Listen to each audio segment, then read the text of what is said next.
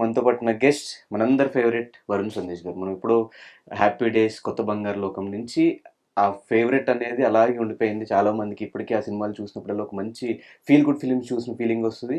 So, ఇప్పుడు చాలా రోజుల తర్వాత ఒక మంచి ఫిల్మ్‌తో ఆయన వస్తున్నా అని చెప్పి మనందరికి చెప్తున్నారు. 'నింద' అనే ఫిల్మ్ ఇప్పుడు రిలీజ్ అయిన టీజర్ దగ్గర నుంచి, పోస్టర్ దగ్గర నుంచి మంచి అప్రిసియేషన్, మంచి రెస్పాన్స్ అయితే అందుకున్నారు. మరి ఈ ఫిల్మ్ గురించి, ఈ ఫిల్మ్ ఎలా ఉండబోతుంది? ఏంటి? 21st ఈ మంత్ రిలీజ్ కాబోతుంది. మరి ఎంత ఎక్సైటెడ్‌గా వరుణ్ సందేశ్ గారు ఉన్నారు. ఈ ఇంటర్వ్యూ తెలిసిన ప్రయత్నం అయితే చేద్దాం. Hi bro. Hi, how are you? Good. How are you? Fantastic. So first of all మొత్తం అమెరికన్ యాక్సెంట్ అంతా పోయి మొత్తం కంప్లీట్ ఒక తెలుగు బాయ్‌గా చేంజ్ అయిపోయావు బ్రో. మరి అంతే కదా, 17 ఇయర్స్ అప్పుడు వచ్చా, ఇప్పుడు 17 ఇయర్స్ అయింది వచ్చి. సో బ్యాలెన్స్ చేయాలి కదా. ఆఫ్టర్ చాలా రోజుల తర్వాత ఆ మధ్యలో మనం కొన్ని సినిమాల ప్రమోషన్స్‌లో కలిసినా కూడా ఎప్పుడు ఇంత కాన్ఫిడెన్స్ నాకు కనిపించలే. ఈ 'నిందా'కి మాత్రం ఎందుకు అంత కాన్ఫిడెన్స్ వచ్చింది? సో నిందాకి ఎందుకు అంత కాన్ఫిడెన్స్ అంటే, ఫస్ట్ ఆఫ్ ఆల్ నేను సినిమా చూశాను ఆల్రెడీ. సో చూసిన తర్వాత నాకు అంటే ఒక సాటిస్ఫాక్షన్ ఉంటుంది కదా, ఒక మంచి సినిమా చేశాను అని ఒక సాటిస్ఫాక్షన్ నాకు వచ్చింది. అండ్ మోర్ ఓవర్ ఏంటంటే ఈ సినిమా ఇది డిఫరెంట్ ఏమంటారంటే, స్టోరీస్ అన్నీ మనము స్టోరీస్ అన్నీ మ్యాక్సిమం వచ్చినవే విన్నవే కథలు ఉంటాయి. ఏదో జరుగుతుంది దాని మీద తీసుకోవడం. ఇదేంటంటే ఇన్స్పైర్డ్ బై కొన్ని ఈవెంట్స్ని తీసుకుని అవి ఇన్స్పైర్ అయ్యి యాజ్ ఇట్ ఈస్ అలా కాకుండా ఒక ఫిక్షన్గా తీసాం ఈ సినిమాని. అండ్ ఈ సినిమాలో స్క్రీన్ ప్లే చాలా బాగుంటుంది. మెయిన్ నాకు అది నచ్చింది ఏంటంటే, ఆ కథని తీసుకెళ్లే విధానం, ఆ చూపించే విధానం, ఆ సీన్స్ అన్ఫోల్డ్ అయ్యే విధానం చాలా బాగా చేశారు మా డైరెక్టర్ రాజేష్ గారు. డైరెక్టర్, ప్రొడ్యూసర్, రైటర్ ఆయనే. So he did a brilliant job. And నాకు ఆయన నేరేషన్ ఇచ్చినప్పుడు నాకు ఆయన ఎగ్జిక్యూట్ చేస్తాడా లేదా అని, అది చేస్తే కనుక సినిమా డెఫినెట్గా బాగుంటుందని నాకు ఒక నమ్మకం ఉండింది. అండ్ ఫస్ట్ డే నేను సెట్కి వెళ్ళిన తర్వాత కొన్ని అనుకున్నాం, ఇలా వెళ్దాము అన్న తర్వాత ఈ వివేక్ అనే క్యారెక్టర్ ప్లే చేస్తున్నా. సో ఆ క్యారెక్టర్కి ఒక టెంపో ఫిక్స్ చేసి ఇంకా టెంపోలో వెళ్ళిపోయాం. బట్ ఆయన చూసిన తర్వాత, ఆయన డే 1 ఆయన షూట్ చేసిన తర్వాత ఐ వాజ్ లైక్, బా సూపర్, ఈయన ఎగ్జిక్యూట్ కూడా చేస్తున్నాడు. నాకు ఇంకా చాలా బాగుండింది షూట్ ప్రాసెస్ అంతా కూడా. ఒక పాజిటివ్ వైబ్స్, ఒక పాజిటివ్ ఎనర్జీతో ఉండింది. అండ్ ఆయన ఏదైతే నాకు నేరేషన్ ఇచ్చి నాకు చెప్పారో అదే తీశారు. అండ్ స్క్రీన్ ప్లే చాలా బాగా తీశారు. అండ్ ఇట్స్ బేసిక్లీ ఒక మర్డర్ మిస్టరీ. మీ ట్రైలర్ చూస్తే మీకు తెలిసిపోతుంది. సో అదేంటంటే దాన్ని మనం ఎంత బాగా చూపిస్తే అంత it will be that good. మనం ఎంత డీటెయిలింగ్ చేస్తే దాన్ని. సో అవన్నీ కేర్ చాలా బాగా తీసుకుని చేశారు. అండ్ నాకు ఇవి మీరు రిలీజ్ చేసిన క్లిప్స్, బిట్స్ అవి చూసిన తర్వాత నాకు ఆ 'నాంది' ఫ్లేవర్ కనిపించింది. అల నరేష్ గారు 'నాంది' సినిమా సేమ్. మీరు 'నింద' అని టైటిల్ పెట్టారు. 'నింద' టైటిల్ జస్టిఫికేషన్ అంటే మేబీ సినిమాలో ఏమన్నా అనుకోకుండా ఒక నింద పడిపోతుందేమో, సినిమా నడుస్తుందేమో. ఈవెన్ 'నాంది' కూడా అంతే. మనోడు చైన్ మటర్లో ఇరుక్కుపోయి లాస్ట్ ఇలా బయటపడేది. ఆ ఫ్లేవర్ కనిపించింది. దానికి దీనికి ఏమన్నా అసలు ఆ సినిమాకి ఇట్స్ కంప్లీట్లీ డిఫరెంట్ అండి. అసలు నేను చూసాను 'నాంది', very good film, very well made film. And ఆ సినిమాకి దీనికి అసలు సంబంధమే ఉండదు. అండ్ చాలా మర్డర్ మిస్టరీస్ ఇప్పుడు ఓటీటీస్ వచ్చిన తర్వాత, కోవిడ్ తర్వాత థ్రిల్లర్ ఫిలిమ్స్ అన్ని చూస్తారు జనాలు. ఆల్మోస్ట్ అన్ని లాంగ్వేజ్లో సంబంధం లేకుండా, లాంగ్వేజ్ అర్థం కాకపోయినా కూడా సినిమా బాగుంది అంటే చూస్తూ వచ్చారు. సో ఇన్ని చూసిన తర్వాత మీ దాంట్లో నాకు కొత్త ఫ్రెష్నెస్ ఏంటి? సో నేను ఇందాక చెప్పినట్టే screen play is very well return. ఎందుకంటే ఓ సినిమాకి స్క్రీన్ ప్లే, ఎస్పెషలీ ఈ జానర్ సినిమాకి ఓ సస్పెన్స్, ఓ థ్రిల్లర్, ఓ మిస్టరీ ఉంటే దానికి స్క్రీన్ ప్లే చాలా ముఖ్యం. అండ్ అది ఆయన చాలా బాగా చేశారు. అండ్ ఎగ్జిక్యూషన్ అండ్ ప్రెజెంటేషన్ అది కూడా చాలా ఇంపార్టెంట్. అండ్ అది కూడా చాలా టెక్నికల్గా చాలా బాగుంటుంది సినిమా. మీరు ట్రైలర్ చూస్తే టెక్నికల్ క్వాలిటీ పరంగా ఎక్కడా తక్కువగా కనిపించదు మీకు సినిమా. అండ్ అది వన్స్ అగైన్ మా రాజేష్ గారు వెళ్ళి అందరినీ ఇలా హ్యాండ్ పిక్ చేసుకుని, ఆయన ఇన్స్టాలో కానీ మా డిఓపి రమేష్, ఈ కలరిస్ట్, ఫస్ట్ టైం ఆ సినిమాని పాండిచ్చేరిలో కలరింగ్ చేయించాను. ఎందుకంటే మామూలుగా బడ్జెట్స్ హై కలరింగ్ చేయడానికి. బట్ ఒక ఆయన ఉండి, మా డిఓపి ఒక ఆయన్ని పట్టుకుని ఇన్స్టాగ్రామ్లో చూసి, ఆయన ఏంటంటే ఫారిన్ సినిమాలు, ఫారిన్లో, యూకేలో, లండన్లో, యూఎస్లో, ఆస్ట్రేలియా లాంటి ప్లేస్లో ఆయన యాడ్స్ చేస్తూ ఉంటారు. బేసిక్గా యాడ్స్కి కలరింగ్ చేస్తారు. సో మా డిఓపి ఆయన్ని పట్టుకుని ఫస్ట్ టైం, ఆయన స్టూడియో ఏంటంటే పాండిచ్చేరిలో, he has very high and equipment. బేసిక్గా ఫారెన్లో వాడే ఎక్విప్మెంట్ అంతా ఆయన తెప్పించుకున్నారు. సో ఆయన పాండిచ్చేరిలో ఉంటారు. సో వెళ్ళి అక్కడ పాండిచ్చేరిలో ఫస్ట్ టైం అంట ఒక సినిమా అక్కడ కలరింగ్ అంతా చేయించడం, ఫైనల్ కలర్ గ్రేడ్ ఇవన్నీ.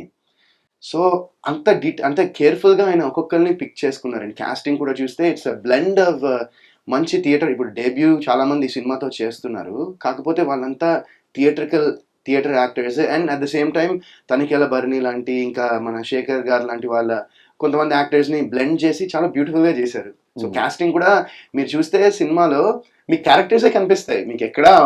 ఇప్పుడు వరుణ్ సందేశ్ కానీ లేకపోతే ఇంకా ఇంకో యాక్టర్స్ కానీ you won't see them as actors లాగా క్యారెక్టర్స్ లో కనిపిస్తాయి మీకు. తెలుస్తుంది మీ హార్డ్ వర్క్ అంతా మీరు రిలీజ్ చేసిన అవుట్పుట్ లో తెలుస్తుంది.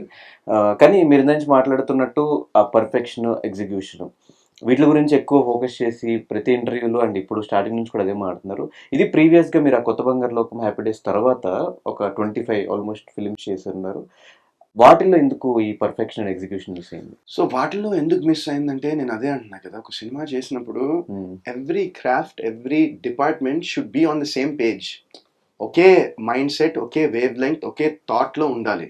ఉంటే అప్పుడు ఏమవుతుందంటే ప్రాసెస్ ఈజీ అయిపోతుంది, ప్రాసెస్ ఎంజాయ్ చేస్తూ చేస్తారు అందరూ, అండ్ అవుట్పుట్ బాగుంటుంది. దానివల్ల నేను చాలా నమ్ముతాను. సో అవి ఎందుకు అయ్యాయంటే ఇంకా నేను ఇప్పుడు చెప్పినంత ఆన్సర్ మీకు తెలిసి ఉంటుంది.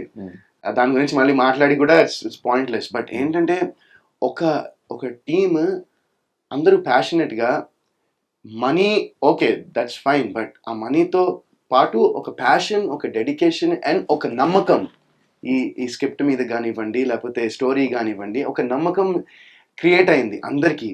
సో ఎవ్రీవన్ ఒక యూనిటీగా పనిచేశారు ఈ సినిమాకి, అండ్ నాకు అది చాలా బాగా నచ్చింది, చాలా బాగా అనిపించింది.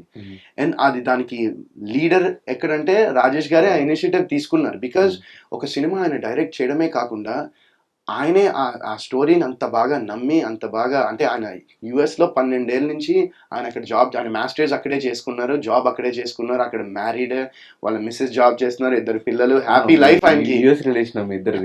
లేదు సినిమాతోనే మాకు రిలేషన్ అని చెప్తాను. బట్ ఆయన అంత కంఫర్టబుల్ లైఫ్ని వద్దనుకుని వాళ్ళ ఫ్యామిలీని మొత్తం ఇక్కడ షిఫ్ట్ చేసి నేను సినిమానే నా అల్టిమేట్ ప్యాషన్, నా అల్టిమేట్ ఎయిమ్, అంబిషన్, గోల్ సినిమానే అనుకుని అవన్నీ వదిలి వచ్చారు ఆయన. So imagine how passionate he is about cinema. అలాంటిది ఆయన సినిమాకి ఆయనే బ్యాక్ చేసి ఆయనే ప్రొడ్యూస్ చేస్తున్నారు. అండ్ హీఈస్ ఒక gem of a person Rajesh garu. అంటే మీరు ఆయన గురించి ఎవరిని అడిగినా కూడా they have great things to say about him. అంత he's a very good person and నాకు ఒక ఫ్యామిలీ మెంబర్ అయిపోయారు ఆయన ఈ సినిమా తర్వాత. అండ్ ఆయన మీద ఉన్న నమ్మకం అందరూ పెట్టి చాలా కష్టపడి, ఇష్టపడి పనిచేశారు ఈ సినిమాకి. సో అది నాకు చాలా బాగా అనిపించింది. అండ్ రాజేష్ గారు నాకు ఎలా పరిచయం అంటే ఈ సినిమా ముందర మేము ట్రావెల్ అయ్యాం ఓన్లీ ఫోన్ కాల్స్లోనే. ఒక maybe 1 year, maybe more than 1 year అటు ఇటు ఇంచుమించుగా ఫోన్ కాల్స్ త్రూనే మేము ట్రావెల్ అయ్యాము. ట్రావెల్ అయ్యి వేరే సినిమా అనుకున్నాము. అది కూడా చాలా బాగుంటుంది స్టోరీ, అండ్ అది కూడా complete content based, but budgets was కొంచెం పెద్ద బడ్జెట్ అది సినిమా. అండ్ ఆ టైంలో వీ కుడెంట్ గెట్ ప్రాపర్, అది మెటీరియలైజ్ అవ్వలేదు ఫండ్స్ వల్ల, లేకపోతే క్యాల్కులేషన్స్ ఇవన్నీ ఉంటాయి కదా, సో దానివల్ల అవ్వలేదు. ఆ తర్వాత మళ్ళీ కొన్ని రోజులు ఇంకా we went in touch, on and of టచ్లో ఉన్నాం. ఫైనల్గా ఆయన ఒకసారి ఫోన్ చేసి నాకు ఒక స్టోరీ ఉందండి, వేరే కథ రాశాను, ఒకసారి మీరు వినండి అని చెప్పారు. ఓకే, ఇంకా నేను అడగలేదు ఎవరు ప్రొడ్యూస్ చేసినారు ఏంటని. ఆయన చెప్పారు మనం కలుద్దామని. ఫస్ట్ టైం ఆయన అప్పుడే కలిశాను. దాని ముందర ఫోన్లో టచ్లో ఉన్నాము చాలా రోజులు. ఫస్ట్ టైం ఆయన అక్కడ కలిశాను.